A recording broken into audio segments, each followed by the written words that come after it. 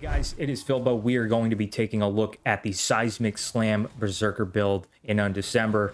This build is going to utilize Fissure and Illusion Hooks.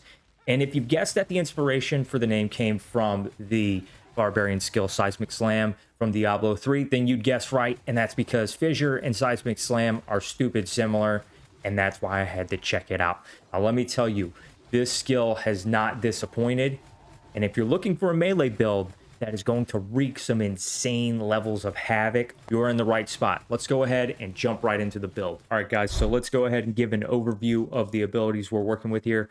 So Fissure is the primary skill that we're going to be using, our damage dealer. We get a 30% chance to gain earth energy on hit. And here's the main mechanic of this skill here. We get an additional fissure on skill use when earth energy stack is 5 or more. So once we hit 5 or more, we'll get a double fissure.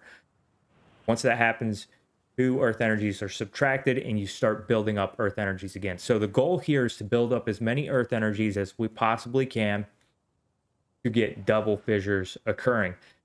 Let's go ahead and also look at awakenings. So there's 3 awakenings. Of the 3, the only one that I can recommend is Verity, where you gain melee damage amplification. This is a seriously nice boost in damage. This one is not as good at boost in damage, and then this one is simply for AoE purposes. However, if we really want AoE, we can put the area of effect rune on our fissure. So no big deal there. I wouldn't go with that one. I'd go with the melee damage amplification, Verity Awakening. So that's that.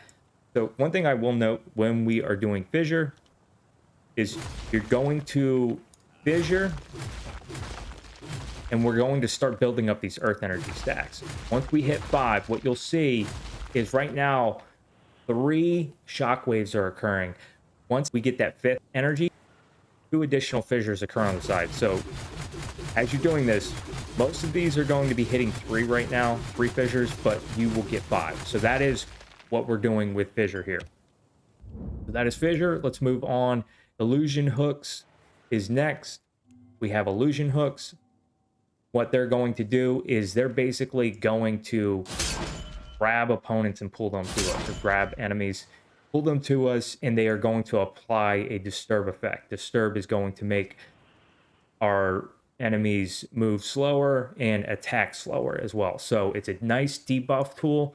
And what we will eventually do is we will awaken it to get this inflict pain effect for 4 seconds on hit. And if we look at the pain effect, 10% damage taken increase with 50% pain effect. So it's essentially a 15% all damage increase. So that's going to give us more damage from our illusion hooks and more damage from our fissure. So that is illusion hooks. Its primary purpose is to debuff, pull mobs to us, and then also apply that pain effect. So those are our 2 skills we're triggering to the illusion hooks. And for movement skills, what we are going to be using is roll, a nice skill, and then also penetrating slash. You don't have to use 2 movement skills. I like using 2 movement skills. If you don't use one of these, you could play around with some shouts, but my preference is for 2. It allows you to get through maps a lot quicker and farm quicker, so I'm a fan of that. That's why I generally take 2. Also, being able to get in and out of boss mechanics is nice and defensive as well, so that's why I do that. And then we will be using Fighter's Wrath for our attack enhance, big melee damage amplification, and attack speed buff for a small duration of time. You can get this duration much higher and this cooldown lower, so that's that. And then we'll also be using Tenacious Regeneration, which is essentially a health potion on backup. So instantly recover a portion of your max HP and then get a big boost to our HP regen per second on the fly. We're going to be using Seal of Critical Chance for our seal. If you are crit capped, I would recommend using the Seal of Condensed Destruction. If you're having mana issues, you can use the Seal of Striking and awaken it to the mana reduction option. For defensive seals, use whatever is best for the occasion. And then finally, we are going to be using illusion axes And the purpose of Illusion Axe is going to be to apply shock. So we have Illusion Axe, and real quickly, I want to point out some of the awakenings of Illusion Axe because they're kind of important to know for this specific build. Usually, I would recommend taking the area of effect awakening to get a larger Illusion Axe. However, you might consider taking source where you get a chance to gain earth energy on hit. Remember that earth energies allow us to do double fissures. So the more earth energies we get, the better for our fissure and our damage. That being said, I'm still going with the area of effect. I like larger illusion axes. You don't have to be quite as close to hit enemies, and I like having that sort of flexibility. So I'm still taking this. However, I think this could be good for this specific build. So do keep that in mind. Moving on to the link runes, we're going to discuss the runes that I think are really good for fissure. First off, let's talk quick attack. Quick attack is going to be your best rune to use if you're not attack speed capped. It's really hard to get attack speed capped. I don't foresee myself getting rid of this anytime soon. So definitely recommend quick attack. Grand approach is key to this build. I think you need grand approach. You get big amplification the closer you get to enemies. So 45%, and then additional amplification here once you go to legendary, and you get nice HP regeneration. So not only does it do a crazy amount of damage amplification, but it's defensive in that it allows you to HP regen. We also have Iron Will, another really high damage rune that adds defense. So we get 18% amplification here. When we go legendary, we can get up to another 10% amplification. Now, this is granted that you have enough max HP. So you need 15,000 HP right now in Season 2. This will probably go up as seasons progress, but right now you want to shoot for 15,000 HP. So that's a lot of amplification already. And then you get a nice amount of melee damage, and we get armor per 100 max HP. So Iron Will is really nice. We additionally get even more max armor damage decrease limit during Iron Will effect. So this is really nice as well. So you want Iron Will. And then yet another really nice defensive option is Fighting Spirit. You get strike damage amplification, and you're going to build up these stacks of Fighting Spirit. Now, Fighting Spirit is going to give us physical damage dampening per stack, and then element damage dampening once you go to the legendary level. So up to 20 stacks, that's 20% physical damage dampening, and then 10% element damage dampening. Finally, the last slot here is going to be a flexible kind of a spot. If you're wanting to do the most amount of damage, I'd recommend concentrated area damage, but it does dampen the area of effect, so it's going to make your fissure smaller. So keep that in mind. A couple other really good options here. If you're not wanting max damage and you're farming, then the area effect rune is good. This will make your fissure larger. So area of effect is 905 with it, and this isn't even legendary or awakened or anything. So 791 without. So you could use area of effect while you're farming. And then a couple of other good options, I think, if we're going to, we should probably explore find weakness. If you're not crit capped, you're nowhere near it, then you probably want to use a find weakness. If you are pretty close to crit cap and you just want additional damage, Slaughter's really good. You get all this extra critical damage in here. So this is a really nice rune. Those are my recommendations for fissure. We are going to be activating to Illusion Hook. Recall, Illusion Hook will hit mobs, pull them towards us, which is a really good thing, and that's another reason we want to use Grand Approach with Fissure, because we do more damage up close. So Illusion Hooks is grabbing them, helping us out with Grand Approach, and we are going to be attaching Cut Rune. So Cut Rune is important because we have a chance to inflict Cut for 2 seconds, which gives us 12% damage taken amplification while bleeding. We are also, this one's important. So these two are the most important ones, but Cut and Extract Energy here. Extract Energy is going to give us a chance to gain energy that matches the main element on hit. So the main element here on hit from Illusion Hook is physical element. And remember that we're wanting to build up these earth energies. We want to build up the earth energies because we get a double fissure whenever we get 5 or more, and then we go down to earth energies. So illusion hooks is going to help us build up these earth energies, and then we also get a little bit of physical damage dampening per stack. So that's why we have extract energy on illusion hook. These two are like must-haves. You got to have these two for this one. This cut rune right here, this is rare synthesis, so this one's difficult. You might have to use a pity to get this one. You also might have to use a pity to get grand approach. If you're choosing between the two, I'd pick grand approach first. So pick this one first if you got a pity, and then pity this one later if you have to. So that's that. And then extract energy. I'm also using preserve mana just for better mana. I also will throw winding wind on here just to get these stacks of winding wind, which essentially gives me movement speed increase nonstop. And then I'll throw area of effect on here just to increase the range of my hooks. Now, these three right here are optional. You don't need to use these three. One other rune I think could be nice to put on illusion hook is spot weakness. Spot weakness can build up stacks that will improve our dodge rate. However, you got to awaken it to add the melee tag to be able to throw on illusion hook. So that's a really nice one. It could even be thrown on fissure as well, and it works similarly to grand approach in that the closer you get to enemies, the more damage it does. So consider spot weakness. Moving on, let's talk about illusion axe. Remember, we're using illusion axe right now to apply shock. So we're going to shock enemies with our illusion axe. We are going to convert to lightning damage. We've got to do that. And then we are going to add continuous shock here for the shock rate and the shock effect. The higher you bump this up, the more consistent your shock is going to be. So you might actually want to invest in this a little bit more than I have. So shock's important. The shock debuff adds 20% damage. So it's pretty nutty. You got to have it if you want to maximize your damage. So that's that.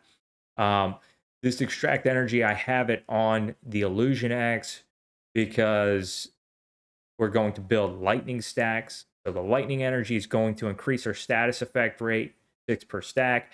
As our status effect rate gets higher, we will more consistently shock. So status effect increase is going to be better for our shock rate and more consistent there. And then I've also got this dampen resource cost. One note about this: if you're struggling with mana, you got to get one of these dampen resource costs. Now, these are currently acquired through the guild box. And when you get it, you're going to want to attach any one of your toggles. All of your toggles need to be attached to a dampen resource cost if you want to save on mana. So if you look here, it says -2 resource cost. My resource cost amplification just for using illusion axe is 25%, so it's really big. If I didn't have this on here, it would be 31. These are both 15. They're down to 11 just from the dampen resource cost.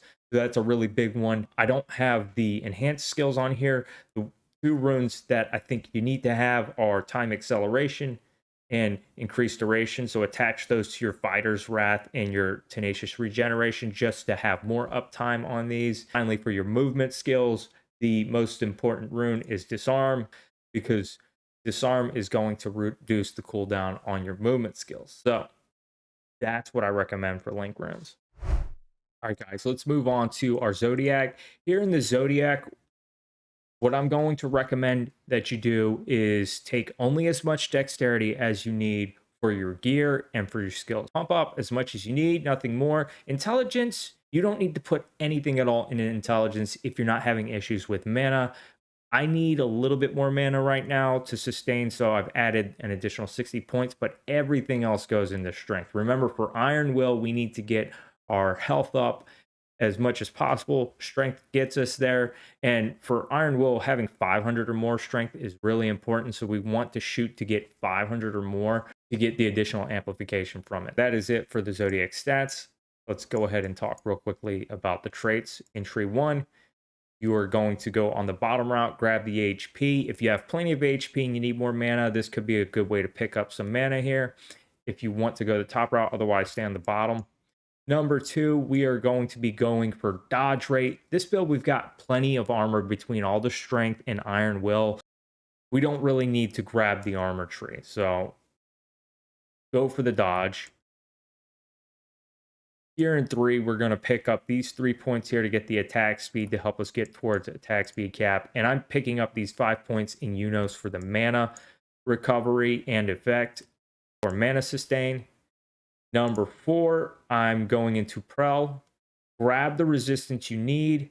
Grab the dodge rate since we have plenty of armor. And that's number four. Number five, we are going to be taking these 5 points right here. Number six, I'm taking both routes here to get the attack speed and the attack crit damage. In seven, under Maggot, I do want to make a note here. You definitely want to go over and grab this 30% melee damage with the 2/5 strengths. If you have enough points to get the intelligence, so if you do drop enough points into intelligence, you can grab these 2 additional nodes here and get a nice 70% boost. I'm seriously considering doing this, but you do need stats on your gear and maybe some orbs. You may need to have consumed enough intelligence, dexterity, and strength orbs to get to this. So if it's a struggle to get these, no worries. If you can, though, I probably would do it. That's a lot of damage right there. So you could take those 2 and then maybe drop the. I would probably drop these 2 points right here. If not, leave these. So that is my note on Maggot. In Scent, I am taking Area of Effect. Area of Effect is going to boost the size of our fissure and our illusion hooks. So I go all the way in and grab this. I also grab this 40% damage on crit hit and the 40% damage on miss. Can't see it down here, but it says 40% damage for 2 seconds on miss.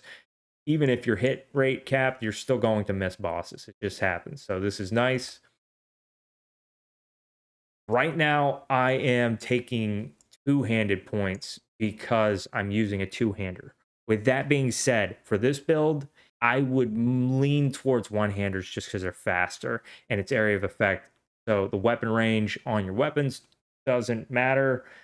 I just have a two-hander right now because it's the best weapon I have.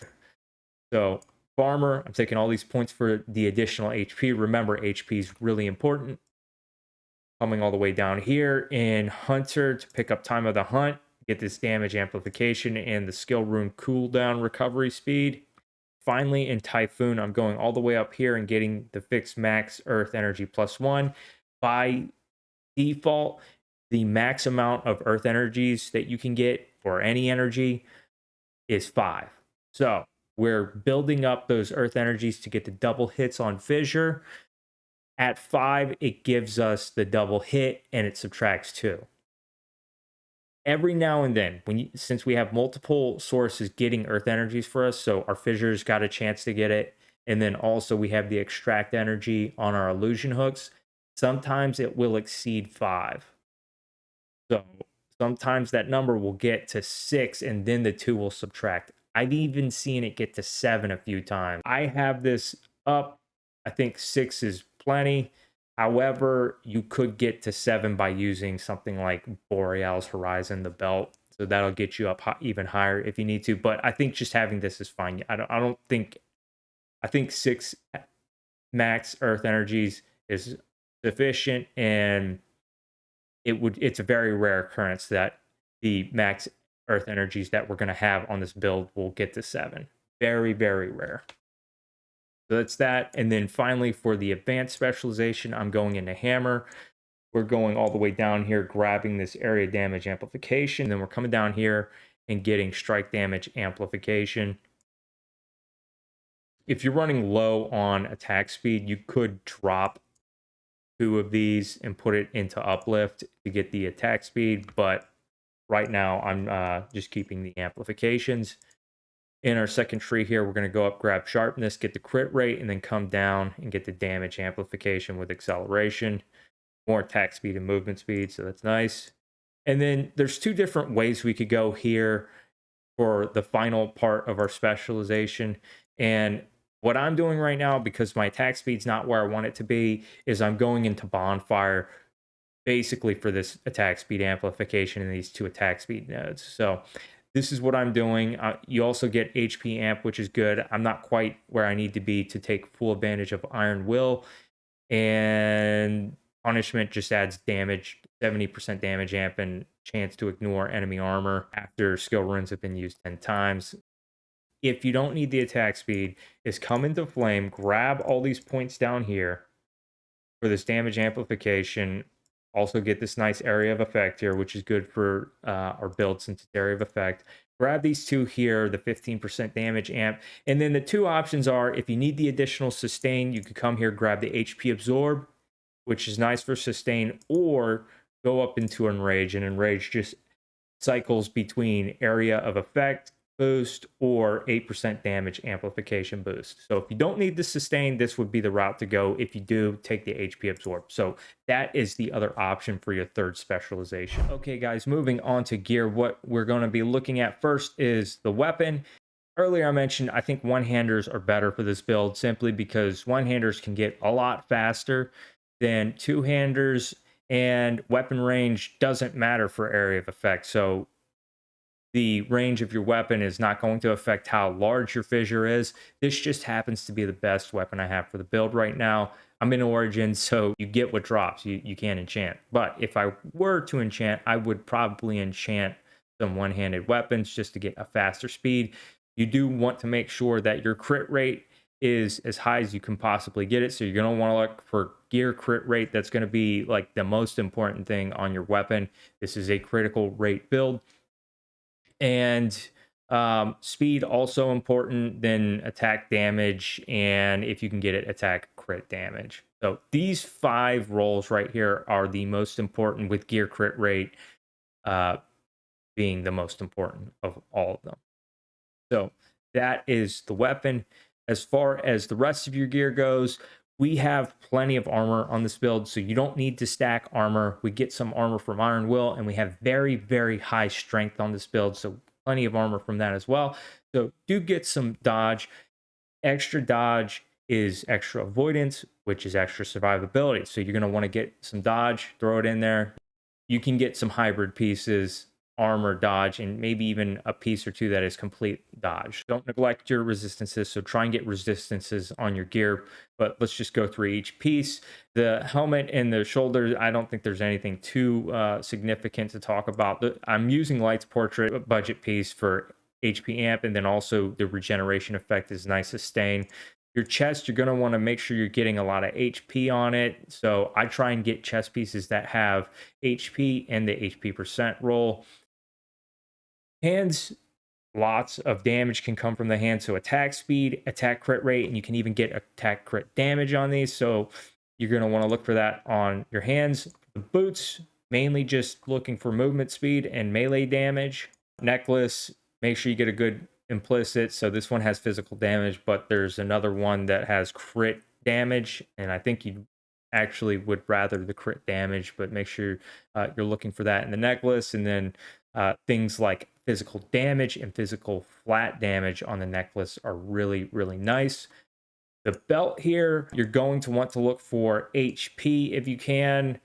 I think this high crafted over my HP, but it gave me crit damage, so I'm happy. But look for HP on your belt, and also mana potion cooldown recovery speed is really, really nice. So if you're having mana issues, your belt's a really good spot for that.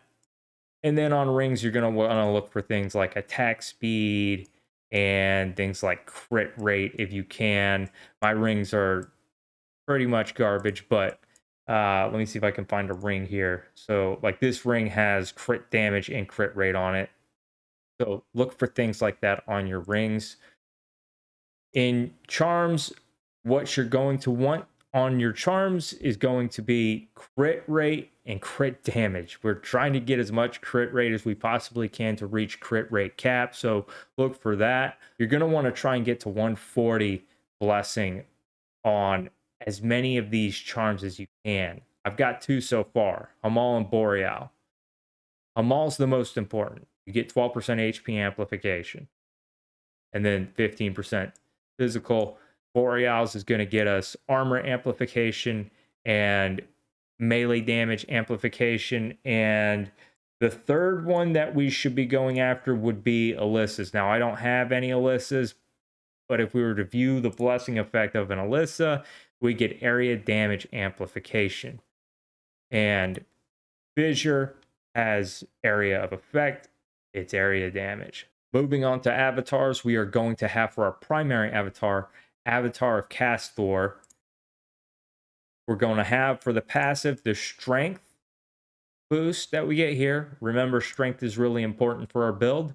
And for our active skill, we're going to be using sensory stimulation, going to amplify our physical damage and give us a slight damage taken increase. So it comes with a slight downside, but it's big damage. We are going to need to use cooldown recovery speed. Cooldown 7, duration is 6.2. So we need the cooldown to be lower than the duration so that we have 100% uptime of sensory stimulation. And then if you want the additional 3% damage amplification, you would take this sensory stimulation effect right there. But you could also choose enhanced damage decrease, which would give you damage taken decrease here if you need some additional defense.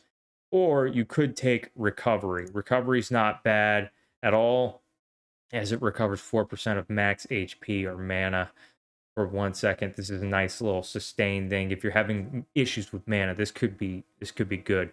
It also helps with HP in a pinch. And then your next passive that you're going to go for with avatars is going to be Avatar of Leo. We want the enhanced attack speed here for the attack speed boost and the movement speed boost. Third avatar we will get for the passive is going to be Avatar of Spica, and we will be working towards this powerful damage here.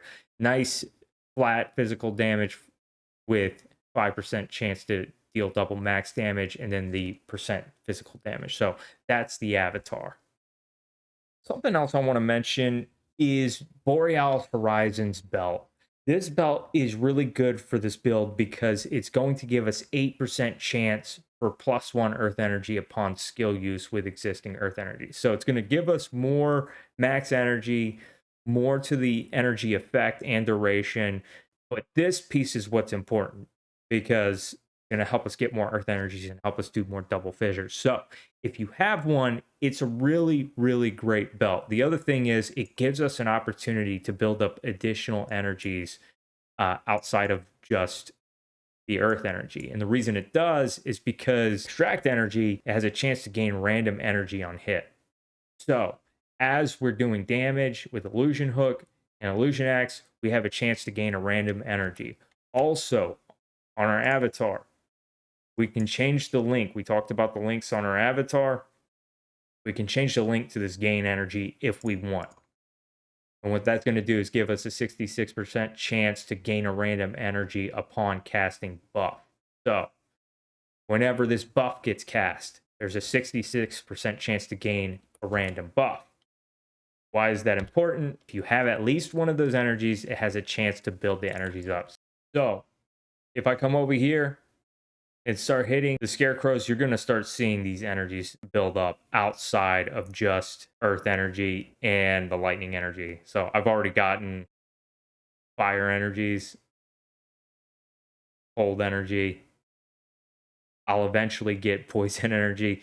So as you're mapping, you could potentially build up stacks for every single energy just from Borealis Horizon belt. It's really OP belt at the moment for the build and a lot of builds, to be honest. So just wanted to throw that in there in case you have one.